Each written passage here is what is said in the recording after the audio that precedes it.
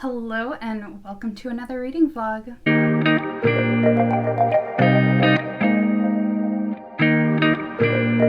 One of my goals for 2021 was to stop buying so many books, and therefore I put myself on a book buying limit. However, I did not realize that putting myself on a book buying limit didn't limit myself from requesting books from Netgalley when I got sad. I currently have about 4 books that I need to get through on Netgalley, so what better way to get through them than doing a reading vlog. So these are 4 books. One of them is already out, but for some reason it's still on Netgalley, so why not free book? The other 3 are books that are coming out in the next couple months or so. I figured I'd take y'all along to see what these books are all about. Hopefully I like some of them and I can recommend them to you. Our first book is Next Stop Love by Rachel Stockbridge. So I am already at the 50% mark of Next Stop Love, and it is interesting, to say the least. This is a new adult romance. It follows 2 characters. We have Julian and Beatrice. Julian is attempting to get back on his feet after a series of really unfortunate circumstances and kind of poor decisions have left him as a high school dropout. He didn't get to go to college like he had originally planned, and now he is struggling to survive, and he does still have dreams of becoming an illustrator. He is an artist. Then we have Beatrice, who is struggling to graduate from NYU while also balancing being the mediator of her family. She is the keeper of peace. She also has to try and support herself financially because her parents don't make that much money. And she ended up with this boyfriend that she didn't really want to date him, but he kind of bullied her into dating. So that's an interesting thing. After a very dramatic encounter, Julie and Beatrice realize that they share a 2-hour commute in and out of the city, so they basically become commute buddies, as they call themselves. The character of Beatrice is a very, very not like other girls main character. She wears funky, quirky clothing that no one else gets and has a weird sense of humor and all that sort of fun stuff. Girl has a lot of insecurities that she has to work through. And then we also have Julian, who is very much a self-sabotager. Self-sabotager. He gets in the way of himself constantly. He as soon as he has something good, he's like, no, everything's gonna fall apart. And then because he says everything's gonna fall apart, it does fall apart. Also, he may have been involved with some sort of illegal activity, and some dude is after him with a knife. I will say so far, I do really enjoy Beatrice and Julian's relationship. They do have a very fun bantery type relationship. It is a little bit too much insta love for me. They have that sort of instant connection that I felt came kind of out of nowhere. I don't mind insta love as long as there is actual chemistry, and while they do have a cute little chemistry, it doesn't feel as I don't know, I feel there isn't that pull that I tend to look for in those types of romances. Right about now, it is starting to pick up a little bit, this story, because it was kind of slow at the beginning. The dialogue also is a little funky, so we'll see how this goes. I just had to check in because this book is so ridiculous. Something happened and it's weird. This book is weird, and there's just some things that don't work. And I can't really say what it is because it'd be a huge spoiler, but I feel not enough research was put into this book. Beatrice, for someone who grew up near New York City and has been going to NYU for 4 years at this point, she doesn't have a lot of street smarts. I'll just put it there. Okay, so I have officially finished Next Stop Love by Rachel Stockbridge, and listen, I didn't expect a lot from this book. However, I feel let's just talk about it. So first of all, we have our characters of Julian and Beatrice. Julian is an interesting guy. Like I said before, he's like very much a self-sabotager. So he like gets in his own way a lot. He has a lot of things he has to work through, a lot of personal things. And then we have Beatrice, who is like a certified quirky girl, wears funky clothes, very like Jessica Day-esque character. I did really enjoy their relationship. I thought it was cute. I thought it was fun. Definitely when we got to like the I want to say 75% mark, things got a little weird and like intense and just didn't really fit with the rest of the vibe of the story, for sure. I would have liked to see a little bit more development of their relationship. This was a super fast read, even though the beginning did have quite a bit of like exposition and did kind of, you had to get through the first like 100 pages in order to really be like, okay, we're in this story now, which I tend not to like, especially in contemporaries. In fantasies, I'm a bit more forgiving because they have a lot of like world building and you have to like understand the magic system and all that. I expect fantasies to take a little bit longer to get into the like meat of the story, but for contemporaries, like, they're set in our world. We don't really need that much exposition. There also was a lot of like telling and not showing in this book. So we were told a lot how quirky Beatrice was and how weird her clothing sense was and things like that. But I felt like we were never like, it was never shown in like a very like natural way. So unfortunately, that was a huge hindrance in terms of the storytelling and the character's development. There were definitely some things where I was like, this is not realistic. This could not happen in real life. If someone has a stab wound and had to have their kidney removed, which they shouldn't have had to have their kidney removed if they were stabbed in the stomach, they would not be walking around in like 4 days later. That just, no, that's not how things work. Anyway, it was a really fast story and it was fluffy, minus the stabbing. Would I say this story is good? No. Did I kind of enjoy my time reading it? Yeah. It's leaving me kind of like on a like 2.5-esque rating. Let's move on to book 2. The next book that I'll be reading is Mercurial by Naomi Hughes. This is a YA fantasy. I am already about 15% into the book. I'm trying to read these books as quickly as possible because my Netgalley score is like at 50%. So we're trying to get through. So I can already explain what it is about. So like I said, this is a YA fantasy. There are 3 different characters that it follows. Our first character is nicknamed the Destroyer. She is the younger sister to the Empress of this kingdom, and she has a power over fire. She can control fire. In this world, the like gods of the world bless certain people with metals in their skin, and these metals allow them to have powers. That is like a huge component. Really cool kind of magic system that I'm digging with the metal element. Metal is like a huge part of their magic system and their world. We then have Tal, who after being sent these visions that from his god, the like silver god, telling him that he needed to protect the Destroyer. He had pledged his like allegiance to her on metal, which is an unbreakable sort of vow. So he, for the past 2 years, has been her like personal bodyguard and has to protect her from any sort of attack, which is a problem because she's not well liked.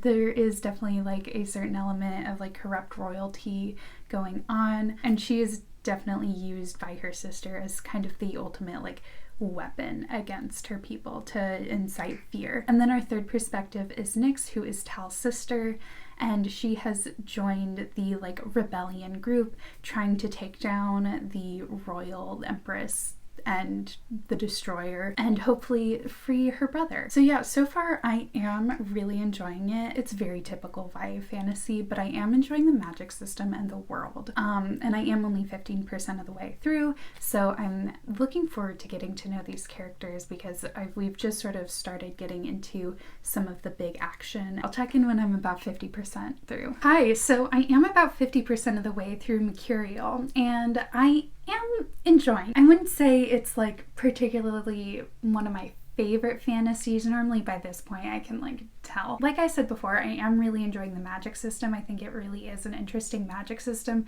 The fact that these people have metal in their veins and that like leads to certain powers. The main guy, Tal, he has silver in his veins, which leads to visions and prophecies.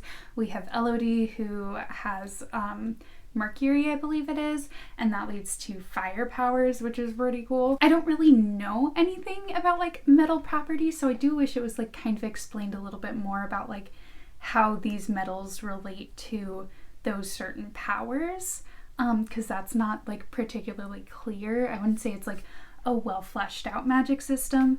I also wish that the world was a bit more in depth and we got to see more of like the world that they're in, because there obviously is like some political intrigue type stuff going on, and I feel like we aren't getting a lot of like the world outside of these two characters. Even our third perspective is still like very centered around Elodie and Tal.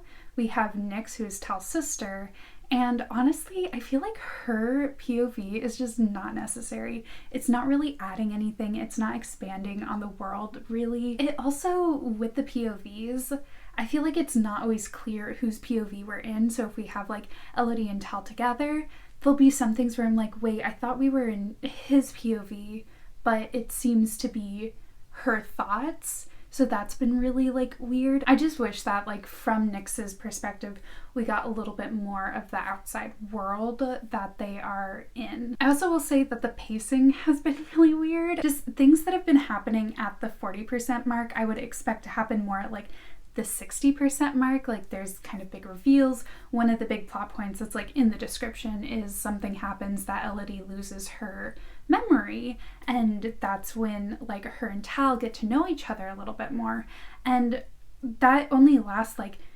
half a day. Yeah, and I feel like it's not enough time for them to really like get to know each other outside of him being her bodyguard and her being the destroyer. Yeah, I'm just not feeling the connection, and I'm not seeing the reason why suddenly he's like maybe having some feelings towards her, and why she like is starting to have like feelings towards him. It isn't really making sense at all. I am going to continue with it because I am intrigued what is going to happen, and I am enjoying it. Like I won't say I'm like not enjoying it, and it is a fairly fast read, so we'll see what happens in the second half of the book, and I will check in with you when I am done. Hi, so I've officially finished Mercurial by Naomi Hughes, and unfortunately this was another fairly disappointing book. My overall thoughts are that I love the concept and the plot, and I thought that the characters and like the romance in the book had a lot of potential. However, I feel like there was way too much trying to be fit into one book.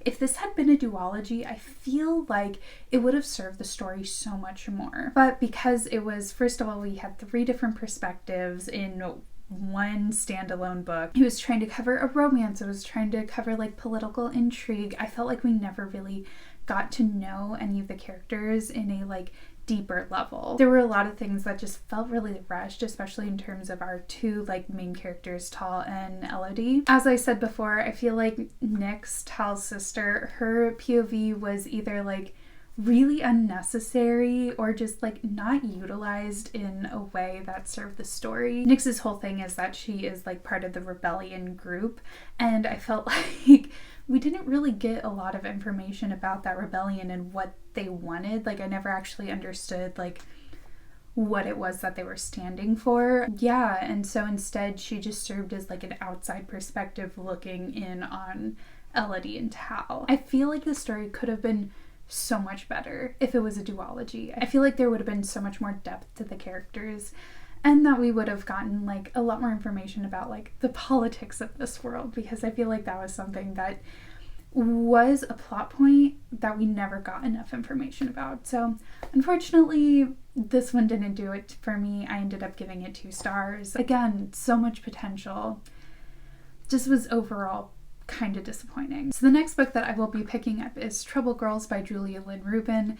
This is pitched as a Thelma and Louise type story with Riverdale vibes. Sounds like a great time. I will check in with you when I am at the 50% mark. Alright, so last night I got about 33% of the way through Trouble Girls by Lynn Rubin, and I decided to DNF it. Here's the thing. I didn't think that the book was particularly bad. It just definitely isn't my style. The plot of the book is about this girl named Trixie who lives in this like very like dead-end small town. Like she doesn't really see a future for herself outside of like taking care of her mom who is sick. She also is like very high-key in love with her best friend Lex. So her and Lex go on a road trip, a weekend like getaway road trip. They're just gonna go have a good time for the weekend before they come back. And on that road trip, Trixie stabs Lux's would-be assaulter, so they are now on the run. So from the start, I had a couple issues with this book,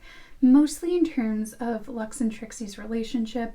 It was one of those things where I didn't understand why they were friends. Trixie is like in love with her. Trixie very much treats Lux as this like manic pixie dream girl, but they've been friends since like forever. So it was just really weird. Yeah. Also, my biggest problem with the book was that it was super repetitive. So they like go on the run. They travel, they stay in a motel, they go to some roadside attraction, they get drunk. They go, they travel, stay in a motel, stay in some roadside attraction, they get drunk. Like it. And also they just weren't very smart. I'm sorry, but if you're on the run and you only have $2,000, don't go on big shopping sprees. There may be an audience for this book. It got way too teen angsty for me, and I didn't want to continue. One of my big goals, on top of not buying more books this year, or not buying as many books this year, is to not continue with books that I'm just straight up not enjoying. At least with the other two, I was having a good time while reading it. There were aspects that I liked, and I was like curious to see how they would end up. This one I just don't care about, so I'm not going to finish it. So with that, we are moving on to our final book, which is Cool for the Summer by Dahlia Adler. Now, I am already 50% of the way through this book, and it's good. It is a very sweet YA contemporary romance. This follows the character of Laura/Larissa, nickname Laura anyway. She went last summer to Outer Banks, North Carolina with her mom. I guess her mom is this guy's secretary and they're staying in his house for the summer with him. Weird situation. I don't know how I felt about that. But while she is there, she meets the boss's daughter, Jasmine, and they have a little bit of a summer fling. So Larissa's definitely questioning some things about herself because she's always been in love with the quarterback of her school, Chase Harding. So she's like, oh, what does this mean for me and like my sexuality? So it was definitely a big like kind of overall arcing plot of like her questioning that when she does return to school. So there is kind of a dual timeline of then and now. So then telling the story of the summer and now being like when she returns to school. She has like new hair and like this newfound confidence that attracts Chase. She finally like gets his attention, which would be great, except for the fact that Jasmine has now transferred to her school. At this point, I am enjoying the book. Like I said, it's fun, it's sweet. The writing style has been a little bit wonky, trying to like follow it, mostly because so it switches from now and then, and a lot of the times it will like switch mid-chapter. So I don't know if it's like the format of the like ebook that I'm reading. Also, I don't love Larissa's friends. And well, I like two of her friends, but like the girl who's supposed to be her best friend, I don't get it. Friends don't treat each other that way, although it is high school. So maybe friends do treat each other that way in high school now in retrospect, thinking back.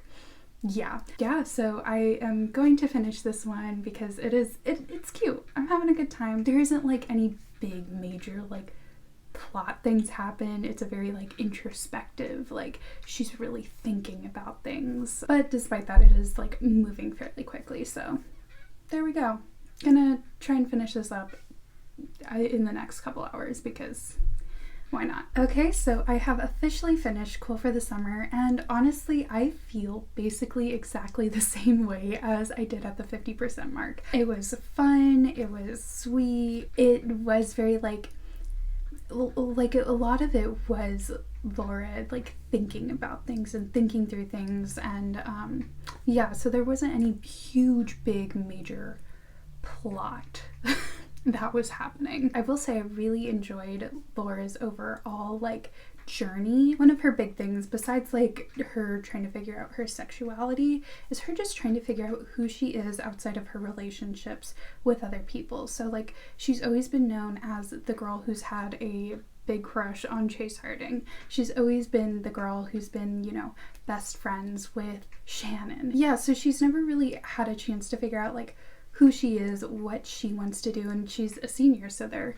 applying for colleges at this point, and she's like, oh, what do I want to go to school for? And she's always loved writing, so she's like kind of writing a romance novel, but she's like, oh, I don't know if this is going to be like a real thing. And it's really cool. I really liked seeing her journey. I personally really liked the momenting of then where it was like showing her summer with Jasmine. I thought that was very fun, very sweet. I liked seeing her and Jasmine like kind of figuring out how they feel about each other.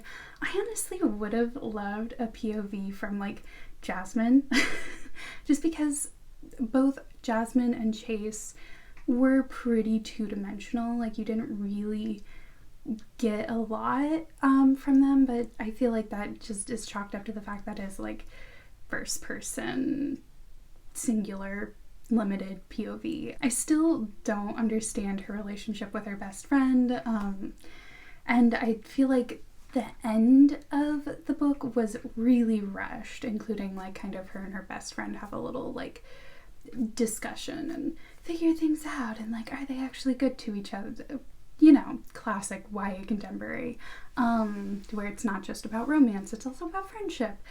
But I feel like that part of the story was super, super rushed. And the whole ending just felt really rushed. I would have liked to have a little bit more time of the like main big conflict and the resolution of that. Instead, it just felt like it all got solved very quickly. Overall though, it was fun to read. It was sweet. It was a good time. I gave it 3 stars because like it was fun. There you go. There are 4 arcs for you. Well, one is technically, actually at this point, I think 2 are already out. I think Mercurial came out last week. But yeah, my Netgalley score is back up to 100%, which is where I like it to be. And now I'm gonna go request more books. As always, all these opinions and thoughts are my own. If you are looking forward to any of these books, feel free to check them out.